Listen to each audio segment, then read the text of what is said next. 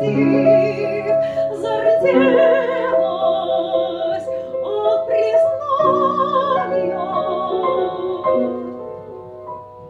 И солнце луч природу озаря,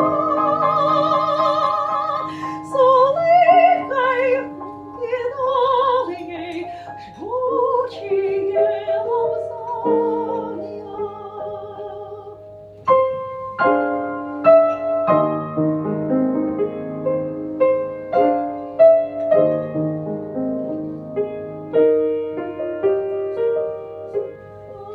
День, как бы еще не доверяя осуществлению своих заветных грез, спускался на землю, с улыбкой утирая блестящие